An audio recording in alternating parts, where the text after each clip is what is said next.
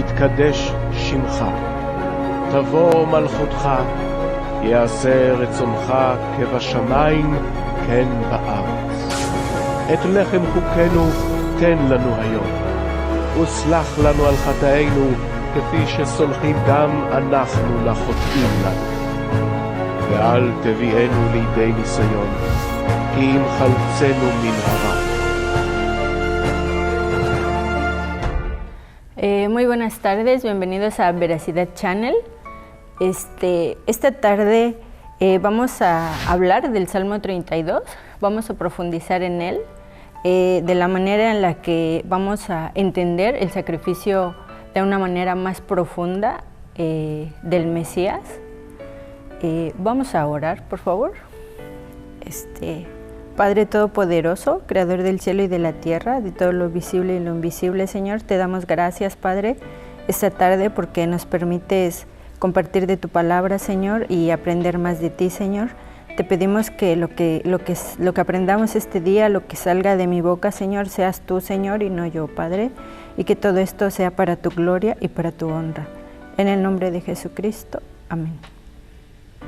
Bueno, el panorama general del Salmo 32 plasma el conducto que Dios usaría para limpiarnos del pecado a toda la humanidad. Empezamos en el Salmo 32:1, en el capítulo 1, donde dice: bienaventurado aquel cuya transgresión ha sido perdonada y cubierto su pecado. Dice, tenemos la palabra nasa. Este verbo expresa una acción triple que significa levantar, cargar sobre sí mismo y alejarse. Estas palabras nos hacen referencia a nuestro Señor Jesucristo, ya que Él era el único que podía cargar sobre sí nuestros pecados. Asimismo, la palabra nasa se desprenden tres palabras, las cuales son Nun, Shin y Alef. La palabra Nun significa pez, semilla y vida. La palabra Shin significa comer o consumir. La palabra Alef significa buey, fuerza y líder. En estas tres palabras entendemos que hace alusión a lo que es el Padre, el Hijo y a lo que es la misma palabra que tenemos nosotros que consumir, que sería en este caso estudiarla. Tenemos también en Isaías 53:4 que nos dice: ciertamente llevó Él nuestras enfermedades y sufrió nuestros dolores, y nosotros le tuvimos por azotado, por herido de Dios y abatido. Mas Él herido fue por nuestras rebeliones, molido por nuestros pecados. El castigo de nuestra paz fue sobre Él, y por sus llagas fuimos nosotros curados. El versículo 6 dice: todos nosotros nos descarriamos como ovejas, cada cual se apartó por su camino, mas Jehová cargó en él el pecado de todos nosotros. En estos versículos podemos entender que nuestro Señor Jesucristo llevó todos los sufrimientos que tal vez nosotros, cada uno de nosotros teníamos más bien que haber llevado. Sin en cambio, Él se dio a sí mismo para salvarnos, para perdonarnos de nuestros pecados. Tenemos también en Números 29, del 5 al 11, donde aquí nos hace referencia a la fiesta de Yom Kippur, donde en estas fiestas se hacían diferentes clases de ritos o de ofrendas, más bien, ofrendas al Señor para que los pecados fuesen perdonados, donde se hacían diferentes tipos de ofrendas, donde había animales, donde había harina, donde había muchas cosas que nuestro Señor Jesucristo solo con su vida y solamente Él nos pudo haber hecho perdonados de nuestros pecados. Dice Números 29:5, dice: y un macho cabrío por expiación para reconciliaros además del holocausto del mes y su ofrenda, y el holocausto continuo y su ofrenda y sus libaciones conforme a su ley, como ofrenda encendida a Jehová en olor grato. En el 10 de este mes séptimo tendréis santa convocación y afligiréis vuestras almas, ninguna obra haréis, y ofreceréis en holocausto a Jehová en olor grato un becerro de la vaca, un carnero y 7 corderos de 1 año. Serán sin defecto, y sus ofrendas, flor de harina amasada con aceite, 3 décimas de efa, con cada becerro 2 décimas de cada carnero, y cada uno de los 7 corderos 1 décima, y un macho cabrío por expiación, además de la ofrenda de la expiación por el pecado, y del holocausto continuo, y de sus ofrendas, y de sus libaciones. Aquí tenemos la fiesta de Yom Kippur, donde se habla del macho cabrío, de todas estas cosas que se hacían en la antigüedad, en el Antiguo Testamento, antes de que nuestro Señor Jesucristo viniera. También tenemos en Mateo 27, del 31 al 56, donde nos muestra cuando el Señor Jesucristo ya vino y todo, bueno, una parte de cómo Él padeció por nosotros. Dice, después de haber encarnecido, le quitaron el manto, le pusieron sus vestidos y le llevaron para crucificarle. Dice, cuando salían, hallaron a un hombre de Cirene que se llamaba Simón. A este obligaron a que llevase la cruz. Dice también, y cuando llegaron a un lugar llamado Gólgota, que significa lugar de la calavera, le dieron a beber vinagre mezclado con hiel, pero después de haberlo probado, no quiso beberlo. Cuando le hubieron crucificado, repartieron entre sí sus vestidos, echando suertes para que se cumpliese lo dicho por el profeta. Partieron entre sí mis vestidos, y sobre mi ropa echaron suertes.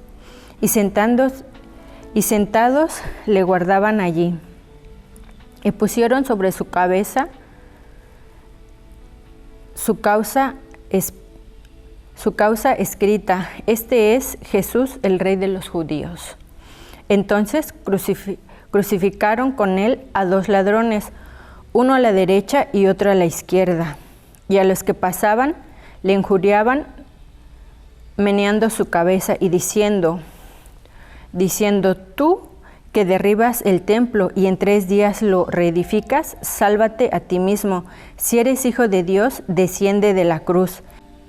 De esta manera también los principales sacerdotes, escarneciéndole con los escribas y los fariseos y los ancianos, decían, a otro salva y a sí mismo no puede salvar. Si es el Rey de Israel, decían ahora, desciende ahora de la cruz y creeremos en él. Confío en Dios, líbrale ahora si le quiere, porque ha dicho, soy hijo de Dios. Lo mismo le injuriaban también los ladrones que estaban crucificándose con él. Y desde la hora 6 hubo tinieblas sobre toda la tierra hasta la hora 9. Cerca de la hora 9 Jesús clamó a gran voz diciendo, Elí, Elí, lama sabactini, que es, Dios mío, ¿por qué me has desamparado? Algunos de los que estaban allí decían, al oír a Elías, decían, a Elías llama a este. Y al instante, corriendo uno de ellos, tomó una esponja y la empapó de vinagre, y poniéndola en una caña, le dio a beber. Pero otros decían, deja, veamos si viene Elías a librarle. Mas Jesús, habiendo otra vez clamado a gran voz, entregó el espíritu. Y he aquí, el velo del templo se le rasgó en 2, de arriba abajo, y la tierra tembló y las rocas se partieron. En estos versículos nos enseñan cómo nuestro Señor Jesucristo fue maltratado, cómo fue despreciado, cómo fue humillado y de qué manera Él siempre estuvo adelante, y nosotros tomamos en poco todo lo que Él hizo por nosotros y todo lo que Él sufrió con nosotros, siendo Él inocente, siendo Él puro. También tenemos que, sabemos que era necesario que Cristo viniera a redimirnos, a hacer una remisión de nuestros pecados. Sabemos que redimir quiere decir pagar nuestro pecado. Tenía que venir Él porque Él era puro, Él era santo, Él era limpio, ya que nosotros no somos capaces de pagar nuestros propios pecados nosotros mismos. Por eso Él tenía que venir a morir por nosotros. También tenemos en Romanos 9:22 que dice: y casi todo es purificado según la ley, con sangre, y sin derramamiento de sangre no se hace remisión de pecados. También tenemos que en la ley está escrito que si no hay derramamiento de sangre no hay perdón de pecados. Hablábamos hace un momento que en el Antiguo Testamento tenían que matar diferentes animales para que su sangre fuera derramada en el templo, para que pudieran ser perdonados los pecados de las personas, pero ahora hemos aprendido que después de que nuestro Señor Jesucristo vino, ya no tenemos que hacer eso. Vamos a pasar al capítulo 2 de Salmos 32, donde dice: bienaventurado el hombre a quien Jehová no culpa de iniquidad y en cuyo espíritu no hay engaño. Tenemos igual también aquí una palabra que se llama teshuvah. Esta palabra quiere decir es retornar al Padre. También quiere decir es para reestructurar nuestra vida y cambiar de estilo de vida y volver al Señor.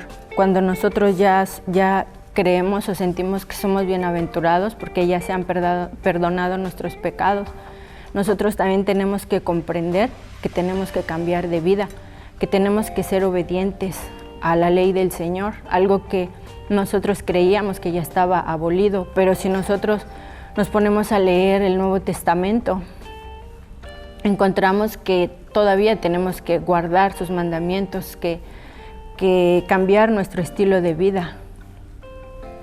También tenemos que bienaventurado quiere decir en el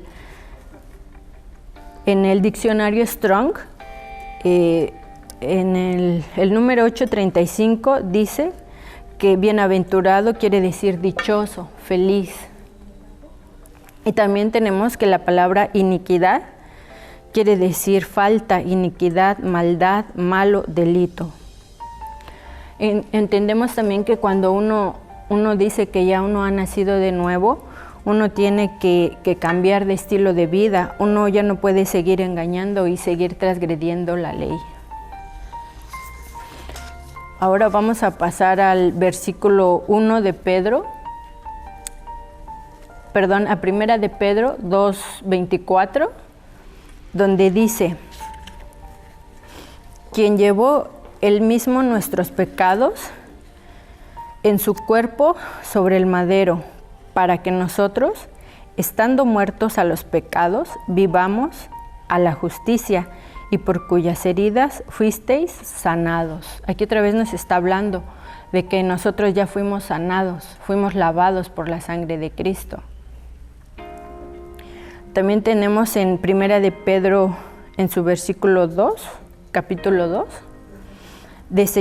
dice: desechando pues toda malicia, todo engaño, hipocresía, envidias y todas las detracciones. Ok, después nos vamos también al capítulo 14 de Juan, en sus versículos 21 y 23. Dice: el que tiene mis mandamientos y los guarda, ese es el que me ama.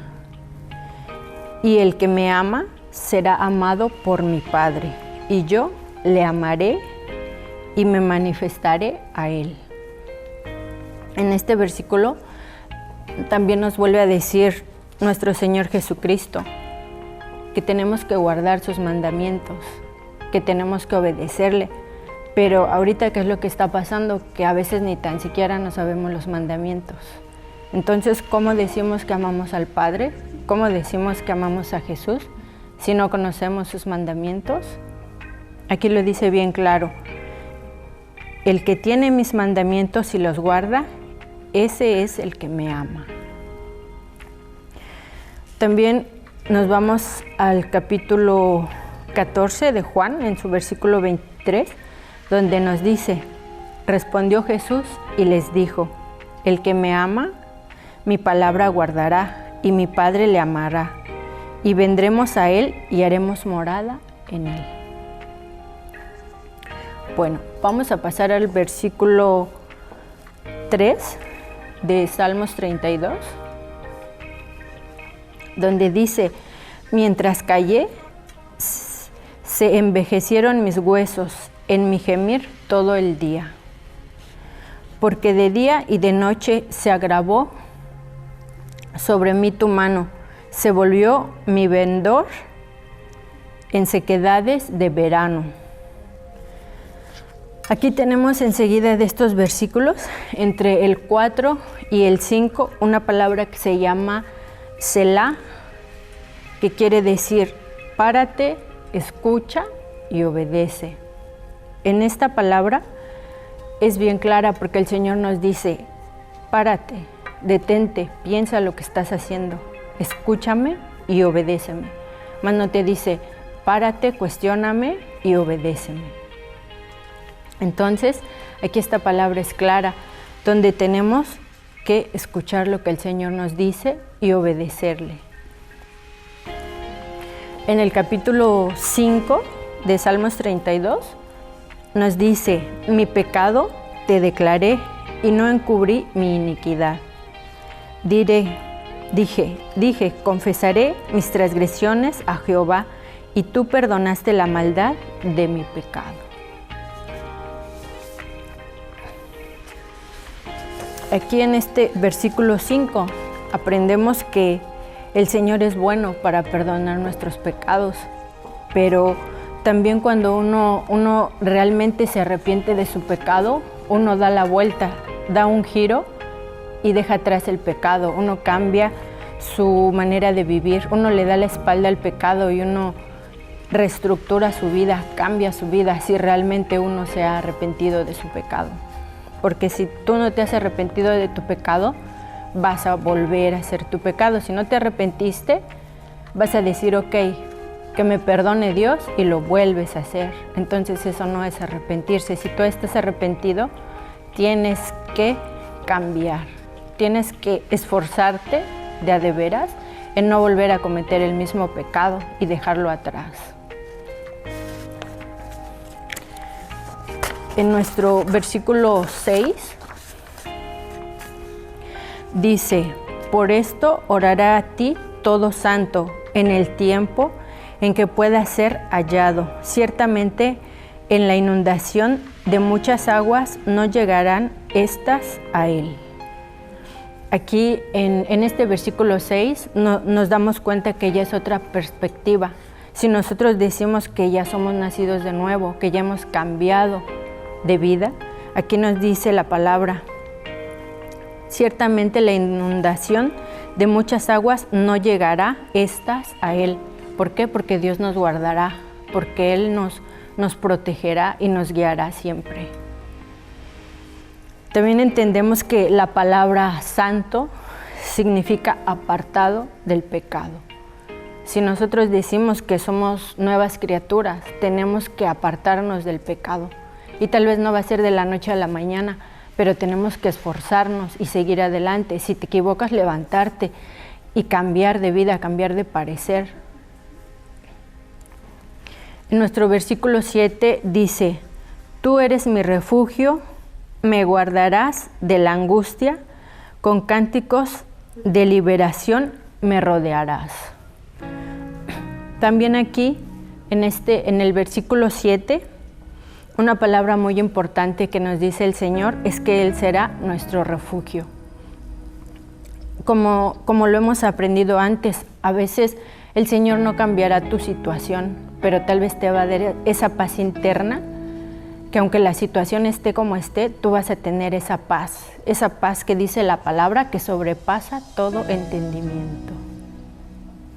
También, enseguida del versículo 7, otra vez el Señor nos vuelve a decir la palabra Selah, que ya entendimos qué es lo que dice, que nos paremos, escuchemos y obedezcamos. En el versículo 8 nos dice: te haré entender y te enseñaré el camino en que debes andar, sobre ti fijaré mis ojos. Entonces aquí el Señor nos quiere también enseñar su palabra. Aquí nos dice, te haré entender.